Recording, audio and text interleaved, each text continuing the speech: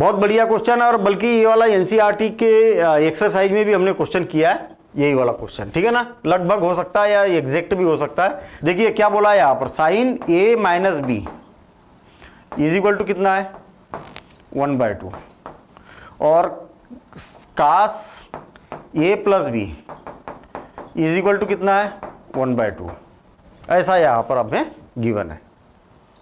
अब क्या करें, ये सोचने वाली बात है।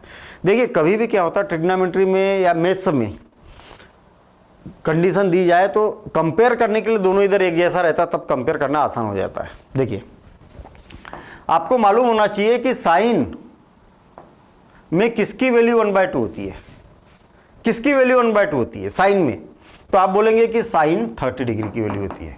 साइन 30 डिग्री की वैल्यू क्या होती है 1/2।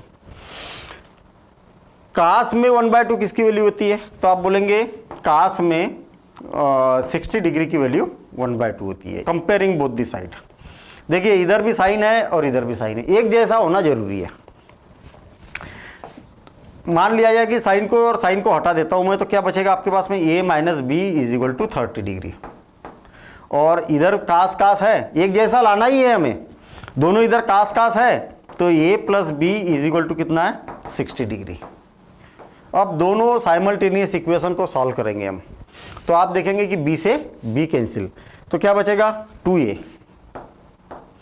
दोनों को ऐड करेंगे तो कितना हो गया 90, भाई दोनों को ऐड करेंगे तो प्लस और माइनस कैंसिल हो गया, और a कितना हो गया 2a हो गया। तो आप बोल सकते कि a is equal to 90 divided by 2 और is equal to 45 degree. a की वैल्यू कितनी हो गई 45 डिग्री हो गई। चलिए ठीक है, जब a की वैल्यू 45 डिग्री है तो इसमें रख दो 45 degree, 45 degree plus b is equal to 60, तो b इज इक्वल टू क्या हो जाएगा 60 माइनस 45 डिग्री, तो इज इक्वल टू क्या हो जाएगा 15 डिग्री। तो 15 और 45 ये आंसर इसका आ जाएगा, ठीक, 45 और इतना इसका आंसर आ गया। आगे बात समझ में, वेरीफाई करना है तो वेरीफाई भी करके देख सकते हैं आप। देखिए a की वैल्यू कितनी है 45, b की वैल्यू क्या है 15, दोनों को अगर ऐड किया जाए तो कितना हो गया 45 और 15 50 60 हो गया, तो कास 60 डिग्री की वैल्यू 1/2 होती है। देखिए वेरीफाई हो गया ना, यहाँ पर 45 माइनस 15 कितना हो गया 30, तो साइन 30 डिग्री की वैल्यू 1/2 होती है। वेरीफाई करके देख रहा है, सेटिस्फाई भी हो रहा। चलिए आगे देखते हैं हम। If A and B are complementary angle, बहुत बढ़िया क्वेश्चन है, मजेदार क्वेश्चन है, इस क्वेश्चन को समझना जरूर है बहुत अच्छे से, ध्यान देना। इधर मान लिया जाए कि ए और बी दो एंगल है कॉम्प्लीमेंट्री एंगल। कॉम्प्लीमेंट्री एंगल किसको बोला जाता है, जब दो एंगल का सम 90 डिग्री हो तो दोनों एक दूसरे के कॉम्प्लीमेंट्री एंगल होते हैं, ठीक है। दो का सम जब 90 डिग्री होता है तो दोनों क्या होते हैं एक दूसरे के कॉम्प्लीमेंट्री एंगल होते हैं। चलिए ठीक है, स्वाभाविक सी बात है कि ये 90 डिग्री हो गया, तो दोनों का सम कितना होता है 90 डिग्री, ठीक है। चलिए यदि मान लिया जाए ये थीटा है मेरे पास, तो ये वाला एंगल कितना हो जाएगा 90 माइनस थीटा हो जाएगा। होगा क्या, होगा क्या, बिल्कुल होगा। ये अगर थीटा रहेगा तो ये 90 माइनस थीटा, क्योंकि दोनों का सम 90 है ना। चलिए ये देखता हूं मैं, साइन ए,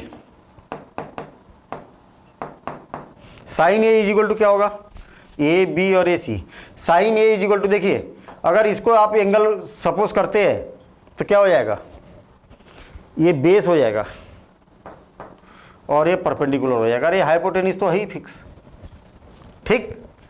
इसको अगर थीटा अगर लेता हूं तो sine theta is equal to क्या हो जाएगा perpendicular divided by hypotenuse. Perpendicular कौन है B C, divided by hypotenuse कौन है ए बी। और sine B is equal to क्या होगा, sine B is equal to sine B की ये वाला बी। इस केस में ये बेस बन जाएगा और ये क्या बन जाएगा परपेंडिकुलर बन जाएगा। क्यों, क्योंकि थीटा और इसके बीच की साइड है ना, बी के लिए कर रहे हैं, तो ये एंगल और इसके बीच की साइड बेस क्या हो जाएगा perpendicular divided by A C divided by A B, है ना। तो आप देखेंगे कि ये और ये इक्वल है क्या, नहीं है, ये और ये इक्वल है क्या? नहीं है। कहने का मतलब ये दोनों इक्वल नहीं है, यानी कि ये क्या हो जाएगा? ऑप्शन नहीं होगा। सेम ऐसे कास्ट के लिए भी चलेगा, सेम सेम जब रहेगा ना तो ये होगा ही नहीं इक्वल, ठीक है ना, ये भी नहीं होगा, और 10 10 है इसलिए ये भी नहीं होगा, ठीक है। अब अगला देखते हैं हम, सेक ए, सेक ए के लिए देखना है, सेक ए के लिए ये क्या है? बेस है, और ये क्या है? परपेंडिकुलर है। सेक क्या होता है? Hypotenuse divided by base. Hypotenuse divided by base means A B divided by A C, ठीक है। और कोसेक, कोसेक ए क्या हो जाएगा?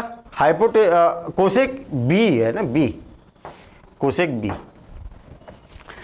में क्या हो जाएगा? ये बेस बन जाएगा और ये बन जाएगा परपेंडिकुलर, ठीक है। तो क्या बनेगा? हाइपोटेन्यूज, कोसेक क्या होता है? ये परपेंडिकुलर बन गया, कोसेक होता है हाइपोटेन्यूज डिवाइडेड बाय परपेंडिकुलर, तो ये ए बी डिवाइडेड बाय ए सी। और आप देखेंगे कि ये और ये क्या इक्वल है, राइट हैंड साइड इक्वल है तो लेफ्ट हैंड साइड इक्वल है, यानी कि करेक्ट आंसर क्या होगा? ये हो जाएगा, ठीक है। चलिए next question, if 10a minus B, same question इससे पहले जैसा किया था हमने, 10a minus B is equal to कितना दिया है? 1 डिवाइडेड बाय √3, और 10a plus B is equal to कितना है? √3। 10 में 1 डिवाइडेड बाय √3 किसकी वैल्यू होती है? तो आप बोलेंगे कि 10 30 डिग्री की वैल्यू होती है, और 10 में √3 किसकी वैल्यू होती है? तो आप बोलेंगे कि 10 60 डिग्री की वैल्यू होती है ना, सही है ना, 60 डिग्री की वैल्यू। दोनों को कंपेयर करेंगे तो क्या हो जाएगा? a minus B is equal to 30 degree, और a plus B is equal to क्या हो जाएगा? 60 डिग्री। और दोनों को ऐड करेंगे तो b से b कैंसिल, तो 2a इज इक्वल टू 90, तो a इज इक्वल टू कितना हो जाएगा? 45 डिग्री। a की वैल्यू मैं यहाँ पर रख देता हूँ 45, तो b की वैल्यू क्या हो जाएगी? 15 डिग्री। तो 45 डिग्री और 15 डिग्री, तो ये हो जाएगा इसका आंसर, ठीक है। चलिए नेक्स्ट क्वेश्चन देखते हैं हम। बिल्कुल सिंपल क्वेश्चन है ये। कैसा सिंपल है? इतना सिंपल भी नहीं है। 10 5 डिग्री, 10 30 डिग्री, और 10 4 इंटू 4 10 85 डिग्री। समस्या है क्या? आपको 10 30 डिग्री की तो कोई समस्या ही नहीं है, आपको तो मालूम है 10 30 डिग्री की वैल्यू क्या है, ठीक है। लेकिन 5 डिग्री की वैल्यू नहीं मालूम और 85 डिग्री की वैल्यू नहीं मालूम। जब भी आपको वैल्यू नहीं मालूम, ऐसे एंगल जिसकी वैल्यू हम नहीं जानते हैं, तो जरूर ऐसा होगा कि दोनों का सम 90 डिग्री हो रहा होगा। आप देखिए दोनों का सम कितना हो रहा? 90 डिग्री हो रहा। तो दोनों में से एक को, किसी को चेंज कर दीजिए आप। किसको चेंज करें भाई? इसको करो या तो फिर इसको करो। इसको करेंगे तो इसको नहीं करेंगे, और इसको चेंज करेंगे तो इसको नहीं करेंगे। दोनों में से एक को चेंज करना है। इसको लिखा जा सकता 10 90 माइनस 85 डिग्री, क्योंकि 90 में से 85 को माइनस करेंगे तो 5 आएगा। 10 30 डिग्री की वैल्यू क्या होती है? 1 डिवाइडेड बाय √3, और इंटू 4 इंटू 10 85, ठीक है, इतना आ गया। अब देखिए 10 का क्या हो जाएगा? Cot 85 degree, 10 90 minus theta cot theta, और इंटू 1 बाय √3। ये 4 को भी मैं बाहर लिख देता हूँ और डिवाइडेड बाय √3, और कौन बचा? 10 85 डिग्री, ठीक। 10 को आप लिख सकते हो 1 डिवाइडेड बाय कॉट 85 डिग्री, और इससे ये कैंसिल, तो क्या बचा? 4 डिवाइडेड बाय √3। करेक्ट आंसर क्या हो जाएगा इसका? ये हो जाएगा, ठीक। क्वेश्चन को सॉल्व करना है, थोड़ा सा लॉजिक देखना है आपको। जब भी दोनों का सम 90 डिग्री होता है तो एक, दोनों में से एक को चेंज करना है, बस इतना सा कॉन्सेप्ट आपको याद रखना है। हमने क्वेश्चन बहुत किए थे इसके, है ना। चलिए अगला क्वेश्चन, बहुत बढ़िया क्वेश्चन है और सेम कॉन्सेप्ट है, क्योंकि हमें 26 की वैल्यू नहीं मालूम, 64 डिग्री की वैल्यू नहीं मालूम, तो फिर दोनों का सम 90 डिग्री हो रहा क्या? तो देख लो, तो बिल्कुल हो रहा। दोनों में से एक को, किसी को चेंज कर देंगे। सेक स्क्वायर, इसको लिखा जा सकता 90 माइनस 64 डिग्री, ऐसा लिखा जा सकता है। और यहाँ पर क्या है? Minus cot square 64 degree. अब सेक 90 माइनस थीटा क्या होता है? तो sec 90 minus theta cosec theta होता है। Cosec square 64 degree minus cot square 64 degree. और आपको मालूम होना चाहिए कि cosec square theta minus cot square theta is equal to क्या होता है, 1 होता है। ये फार्मूला होता है, डायरेक्ट आइडेंटिटी होती है। मतलब हम बोल सकते हैं कि 1 plus cot square theta is equal to cosec square theta. तो cosec square theta minus cot square theta is equal to 1। तो कहा गया भाई 1, ये इसका करेक्ट आंसर हो जाएगा। ठीक, अब नेक्स्ट क्वेश्चन देखते हैं। If a plus B is equal to 90 degree और cot b is equal to 3/4 then tan a is equal to क्या होगा, ध्यान देना इधर। सबसे पहले तो आपको बोला है कि a plus B is equal to कितना है, 90 डिग्री है। भाई राइट एंगल ट्राइंगल तो बनेगा ही बनेगा, ठीक है ना। और a plus B is equal to 90 degree, इसका नाम मैं सी दे देता हूँ। क्यों सी दे दिया भाई, ये और ये इसका नाम बी। जब ये 90 डिग्री होगा तब तो ये दोनों का सम 90 डिग्री होगा। भाई राइट एंगल ट्रायंगल में दो एंगल का सम 90 डिग्री है, तो थर्ड एंगल ऑटोमेटिक 90 डिग्री होगा ना। तो इसका मतलब ये एक्यूट एंगल है और ये एक्यूट एंगल है, दोनों का सम कितना है, 90 डिग्री है। ये तो हमें पहले से ही मालूम था, न भी दिया जाता तो भी मालूम था, ठीक है। इससे कोई डाउट वाली बात नहीं है। ये न भी दिया जाता तो उससे कोई हमें समस्या नहीं थी, हमें ये सब मालूम था। क्यों, क्योंकि यहाँ पर कॉट बी बोला है और यहाँ पर tan ए बोला है। इसका मतलब ए और बी क्या है, एक्यूट एंगल है। ये अगर न भी दिया जाता तो हमें कोई समस्या नहीं थी, हम इसकी मीनिंग यही निकालते।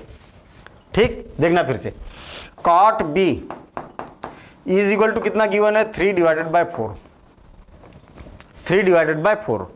अब मुझे ये बताइए कि cot B is equal to क्या होता है। देखिए पहली बात तो बी बोला है, इसका मतलब ये वाला एंगल, इसका मतलब क्या हो जाएगा, ये बेस हो जाएगा और ये क्या बन जाएगा, परपेंडिकुलर बन जाएगा। और ये हाइपोटेनिस तो है ही। चलिए ठीक है, यहाँ तक हो गई बात। Cot B is equal to इतना है। कॉट बी का फार्मूला क्या होता है, बेस बाय परपेंडिकुलर। तो बेस कौन है यहाँ पर, BC, और डिवाइडेड बाय परपेंडिकुलर कौन है, AC है। ठीक, चलिए अब किसकी वैल्यू निकालना है, tan A की वैल्यू निकालना है। tan A, देखना tan A इसके लिए निकालना है। तो ये बेस बन जाएगा और ये क्या बन जाएगा, परपेंडिकुलर बन जाएगा। tan A के फार्मूले में क्या होता है, परपेंडिकुलर डिवाइडेड बाय बेस, यानी कि BC डिवाइडेड बाय AC। ये भी तो BC डिवाइडेड बाय AC था ना। BC की वैल्यू 3/4। ठीक है, इसका मतलब क्या हुआ, 3/4 ही इसका आंसर होगा। दोनों की वैल्यू सेम होगी। कई बच्चे क्या करते हैं कि क्वेश्चन को थोड़ा सा सोचते नहीं है और हाइपोटेनिस निकालना चालू कर देते हैं। फिर बाद में पता चलता है अरे हाइपोटेनिस की तो जरूरत ही नहीं है, हमें तो tan पूछा है यहाँ पर, tan A पूछा है ना, तो हाइपोटेनिस की जरूरत थोड़ी है हमें। क्यों, क्योंकि tan हो चाहे कॉट हो, उसमें परपेंडिकुलर और बेस की ही जरूरत पड़ती है। तो इस प्रकार से इसको सॉल्व कर सकते हैं।